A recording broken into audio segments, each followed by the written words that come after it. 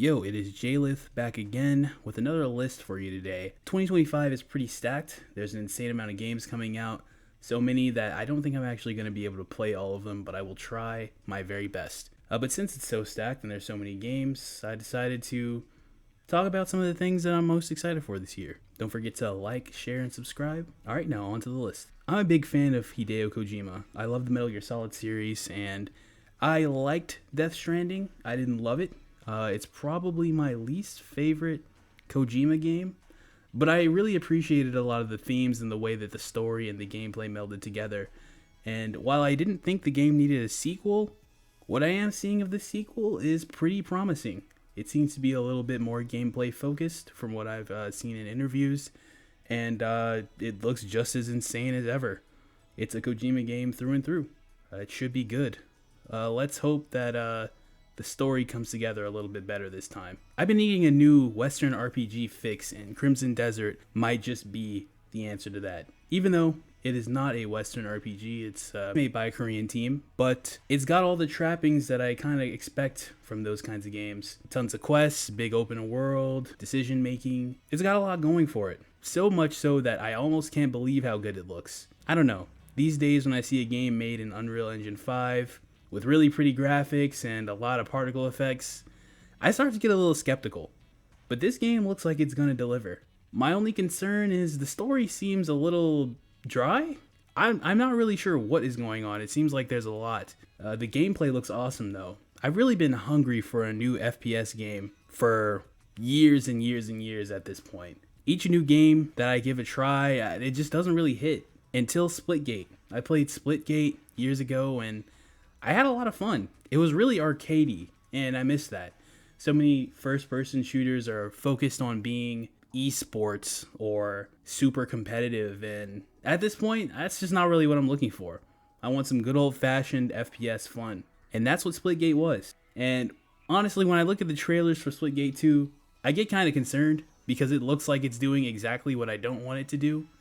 But I'm hoping, really hoping, that they can maintain that fun, lighthearted tone with some arcadey modes and goofy antics to go along with more esports and professional tone that they're moving on to. And I mean, I get it. If you want your game to have longevity at this point when it comes to being an FPS, you want to appeal to that crowd. But that's just not what I was into that game for. Anyway, Splitgate 2, looking good. Lost Soul aside, man, I have been looking at this game for like what feels like 30 years. Every so often we get a crumb of news when it comes to this game.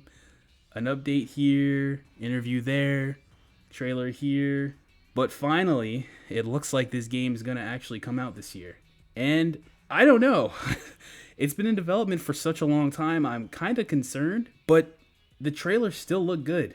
There's been some changes with how the gameplay works, but ultimately it still looks like a damn good time. I have no idea what's going on in the story, but that gameplay looks so fun. It looks just like what I hoped Final Fantasy Versus 13 would be, with a mix of some Devil May Cry in there. And I love Final Fantasy 15, and I love Devil May Cry 5. This should be a good time, I hope. Unbeatable was a game that came completely out of nowhere. I was just looking through PSN and boom, I saw this crazy looking trailer. It's still amazing to watch to this day. I mean, it's really hype. This game reminds me of a lot of the things that I loved when I was a kid, like Jet Set Radio, Fooly Cooly, anime in general, I guess. This game has a lot of style. It's an action rhythm game, and I'm not really good at rhythm games, but I do play them from time to time, and this one certainly has my attention.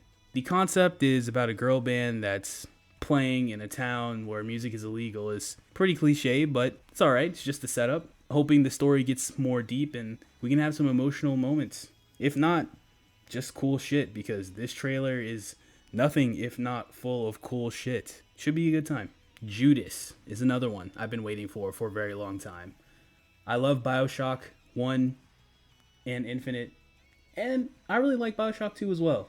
I think that game's kind of underrated. And Ken Levine has been working on this game with his team for a very long time. And the more I see this game, the more excited I get. It looks just like the BioShock that I know and love, but with some different things going on, like these narrative Legos that he keeps talking about, where the game is not procedurally generated, but the game is completely rewritten as you play through it and make different decisions. It sounds kind of mind-boggling. I don't know how they did that. I'm not really sure how it's going to go, but it'll be cool to hear other people's experiences as they play the game too, and how different everything really is.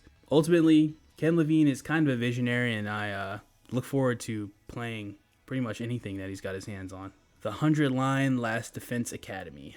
Oh boy. I've already said many a time on this channel, I love Danganronpa, I love Kazutaka Kodaka, and this is his latest project. I even made a video about it. I really enjoy strategy RPGs. I already said I love Kodaka, I love his writing style, I love those characters that he's able to create, and I love Kotaro Uchikoshi as well.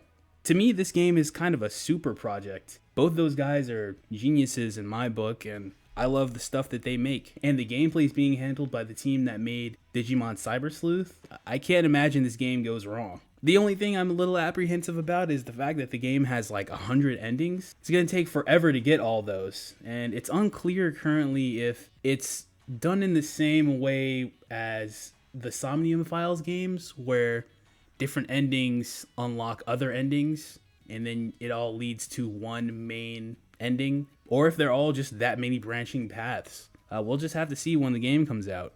Either way, I'll probably get all of them, just because I can't get enough of this guy's stuff. Last, but certainly not least, it's GTA 6. I mean, come on. GTA 6 is probably at the top of everybody's lists this year, and who can blame them? Grand Theft Auto 5 was a complete phenomenon. A game I wasn't even excited about when it was first announced. I actually only got GTA 5 because my friend was really excited about it and he wanted to play the multiplayer. And when I did play it, I was blown away. It's one of the best-selling games of all time, and a ton of people have played it, but I think people mostly bought it and played it for the multiplayer. And I love GTA Online, don't get me wrong, but I do think the single player and main story of GTA 5 is kind of underrated. I love Franklin, Michael, and Trevor. They have so many great moments together, and by the end of the game, they felt like a little brotherhood. I love seeing their interactions, and I love the gameplay and exploring Los Santos. GTA 5 holds a very special place in my heart because I grew up in Los Angeles, seeing so many places I've visited, drove past, and been inside of, recreated in the digital world. It's just crazy. It's a crazy experience. And I love the idea of having the dual protagonists. They're this Bonnie and Clyde type duo, and GTA 6 Online will probably be awesome too. There's like no downsides. Even if they want to charge $100, I will be there no matter what. So there are just a couple of games I was looking forward to this year. Thanks for watching, and sleep tight, everybody.